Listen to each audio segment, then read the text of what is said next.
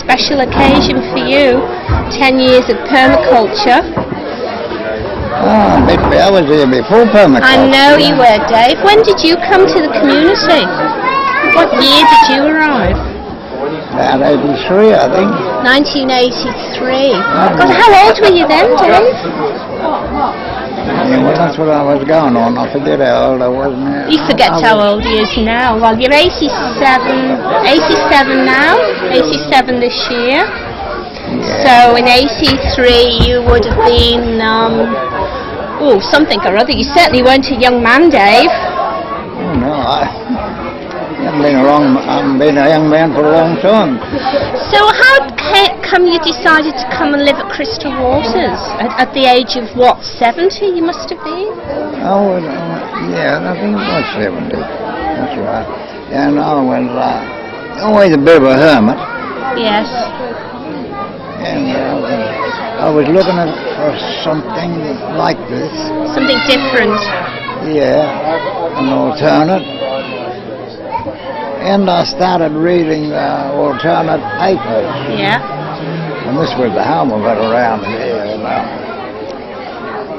So that's how I got here. You were reading in some of the papers to see what people were saying about a different kind of lifestyle. Yeah, an alternate lifestyle. And the big thing here was we had a bus at the time. And this place had a bus, Crystal Waters.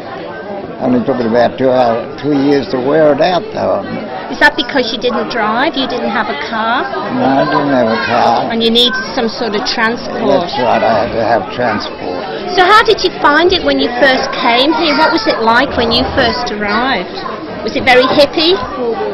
It was. It was, yeah, okay. Come on, tell us some of the naughty stories about the hippies. You want the naughty story? Oh, yes, I know there's naughty stories. Oh, how many people were living here? Oh, there were a fair few, but they used to come here, and, we were living pretty cheaply. Cheaply, yeah. And they'd come here, save their money, and fly over to India to see some guru over there. Oh, okay. That was the old days of the, I know. For 3 or 4 years like that. Yeah. But there were families living here too, weren't there? I mean, there were people with children. Oh, yeah. But it was, I found it very strange. Very strange, everybody was cuddling everybody else. Oh. Men were cuddling men and God only knows what. All touchy-feely stuff. Yeah. You're a bit uncomfortable with that? Yeah. And of course Christmas, after Christmas, real change, all the couples changed. Oh, they rotated a bit in those days. Yes, I know. I've heard about these days. Of course, that doesn't go on at Crystal Waters now, and we're all so pure and good, aren't we? Well, I am, because I love too old to be anything else. Oh, Dave, you'll never be too old. Come on. So we had this rotation after Christmas. Well, how did people manage, for money? What was the stuff around, how did they keep themselves? Did they work? No, they were all on the dole. On the dole. And we were saving money. They were, as I say, going to India to do their trips. A lot of the people that used to live here are still around the area, though, aren't they? They live locally in Mullaney. Hey, just what? Did you? Yeah. So, in fact, you still have Christmas, don't you, with a group of original Crystal Waters people? Who were they? I went out with all the French people that we had used to be here. Yeah. Had Christmas dinner with them. You had Christmas dinner with the new people? With the new people or the old people? The old people. Oh, did you? Who were the French people here then? Who were the people? Who were some of the people that you have Christmas dinner with who used to be here? Well, there were Mark Khalifa, and Juliet. And Juliet. And of course I used to get out there and I used to be lost. There was only 2 or 3 of them who could speak English. Oh, well, that's right. There were a lot of French and Swiss and German, so it would have been very different. What about living buildings and Yes, what sort of dwellings did people have in those days? They were very rough sort of houses. If you had a caravan, you were one of the aristocrats. Yeah, you're right. So tell us about some of the things people lived in. I don't know about that. You don't want to tell us. I know there was somebody's being very cheeky over there. Yes, she's trying to make you laugh. Cheeky, yes. She should have been here then. Do that again, please. Please. Excuse me. She's been very modest. She would have fitted in very well in the old days. That's right. That's what I've heard too. So people lived in maybe old buses, tents, tree houses. Oh, no, we didn't have trees. No tree houses. We had the office that is now up there. We were all living there then. Where the house is. That was the main house where people used to gather. And did they have communal meals together? Yes, they did in those days. In fact, they grew food together, didn't they? Yeah. You come down and got your own breakfast as a rule. And the other two meals were, they put a couple of people on each day to prepare those two meals. So you knew you were going to get food every day. Yeah. And what about what else? What about transport? Did people have cars? How did they get about? Well, they had things on 4 wheels, and they didn't go too often. They had things on 4 legs too, didn't they? Oh yeah, it was a horse stud at that time. Yeah, that was the main business. So there was a business here. Yes. Could you tell us about that? Tell us about the business, about Bob's business. Well, it developed into the second best stud in Australia. What sort of a stud? Well, that was a horse. Shahara. It was Appaloosa in those. Was it Appaloosa in those days? No, it was Shahara. They were a lot of Arab.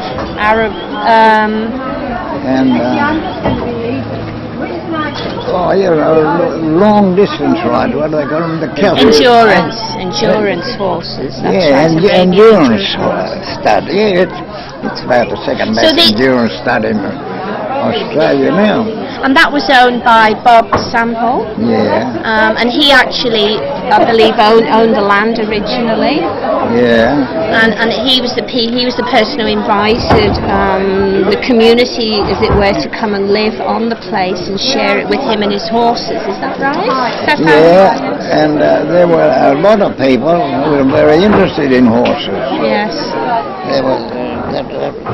It was pretty good, but we got the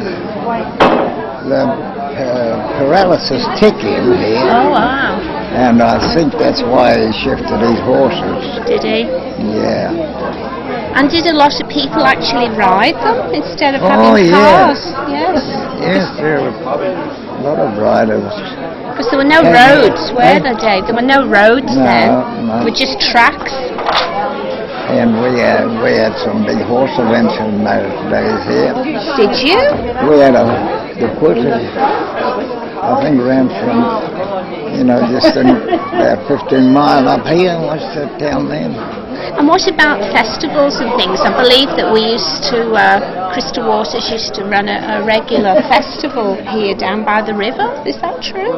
Oh, yeah, we always had the equinoctial festival. On the equinox. Did you? 2 equinoxes a year. Put a lot of work into them. Yes. And people came from all around. This was really an area of alternate living ideas, and they came from all around. They attracted people from other alternate styles. From that.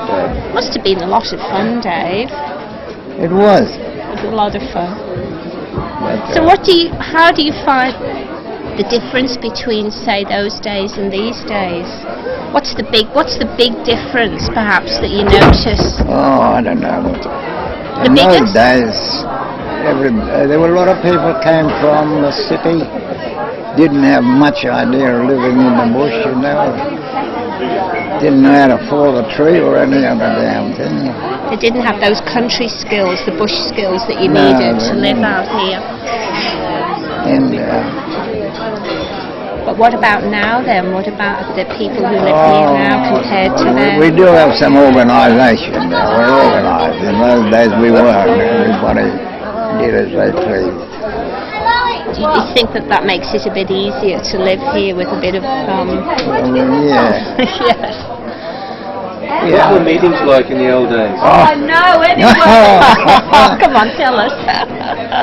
We used to get along all right until it come to a meeting, and then boy, well, and then the fisticuffs came out. Yeah, I can imagine. And we had someone here, not the full dollar. Oh and, yes. She absolutely disrupted the meeting. Did she? So somebody picked her up and carried her away. Really? They physically carried her and threw her out of the meeting? Physically carried her away. But she just, when I put her down, she just walked back until we were no better off. She was still there. So you reckon their meetings were worse than the meetings we have now? In fact, the meetings we have now are probably very tame, aren't they? We hardly shout at each other at all these days. No. No. In fact, we shout at each other by computer. We don't need to be physically there. We can send emails to each other if we want to be nasty. Yeah. The times have changed. Yeah, can you remember anything really funny, some funny story from... Let's see if I can think of some of the stories you've told me in the past about things that have happened, things about the tractor. Oh, you reveal all day. Come on. Now is the time. Now is your chance to tell us We didn't have a very good reputation, I might tell you that. We at didn't. That time. With the outside world. Yeah. We had... and then some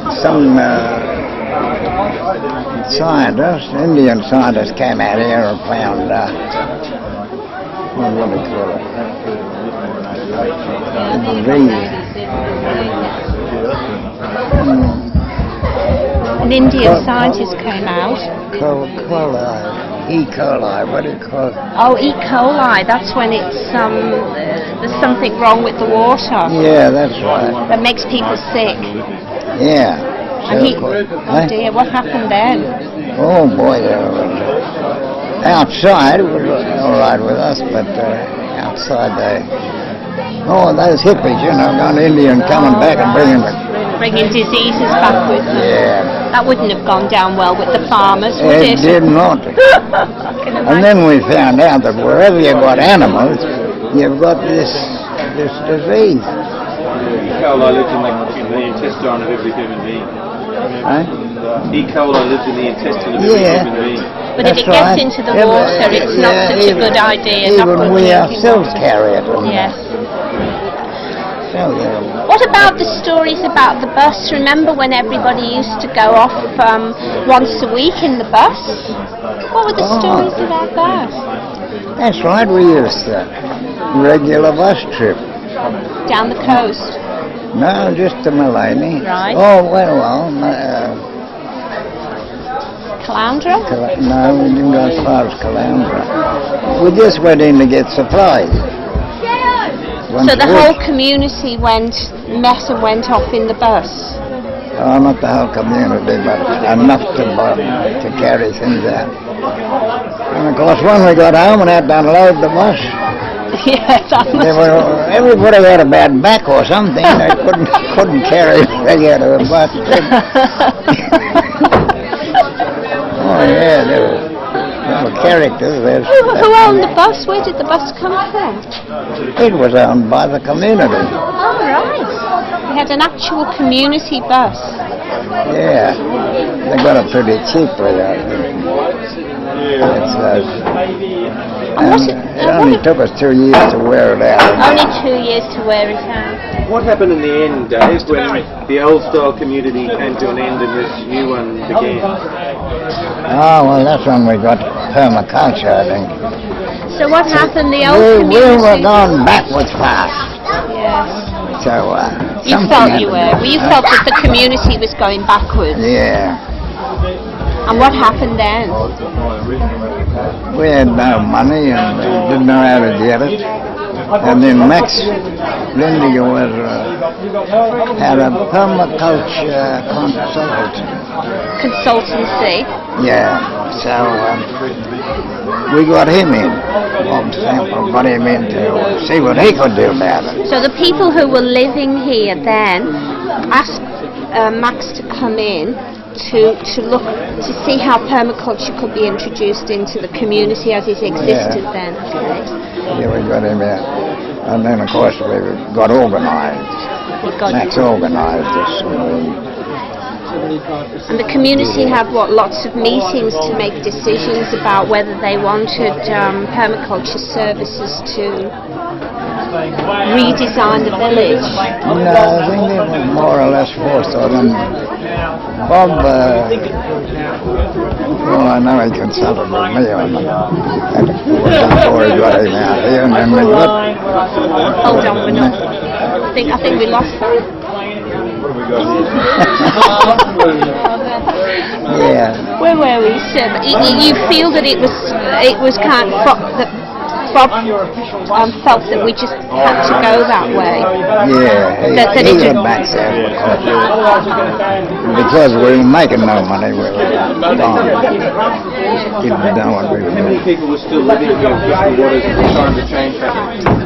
Oh, a fair few, but it was a big floating population because of the fact that they used to go to India, just stay here till they had enough money.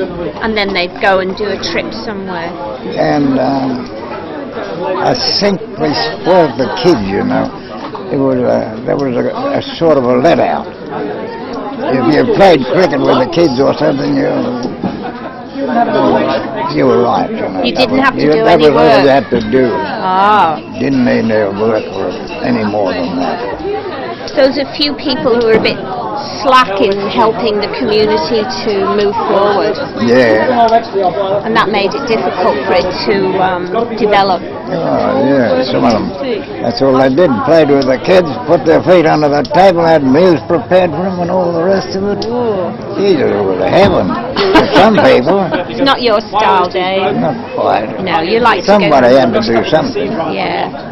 You actually put a fair bit of your own personal money into ventures in the community too, I believe, to help things move along, didn't you? How many mowers did you help with? How many what? Mowers. Lawn mowers. Oh, yeah. I bought up a lot of second-hand lawn mowers and industrial mowers. Industrial mowers, and I had to put new motors on them and one thing about that. Yes. So this was to sort of help Yeah, people to do a few four things. industrial mowers and a couple of ordinary household mowers. How long did they last? Not too long. Not too long. And they, everybody seemed to think they're doing me a favour by wearing the damn things out. Well, then we knew you were rich, Dave. They knew you had plenty of money, Dave. Yeah, I suppose so. Well, now we all have our own lawnmowers, I guess, so it's changed a lot, hasn't it? Yeah. People take more responsibility, maybe, for their own things, which is possibly one of the sad things about the community, in a way, is that people have tended to buy their own washing machines and lawnmowers and cars, is that there is less communal sharing in a way. Yeah, they carried that sharing idea a bit too far, I think. Did they, Dave? It was... Get out there and do what I did. I had a pair of hair clippers one time. Yeah? And of course, as soon as they found out I had them, everybody was getting a haircut. They had that much damn hair on, and the clippers wouldn't take it off. They wore out your hair clippers. Yeah. Yeah. I didn't need the clippers much anyhow myself.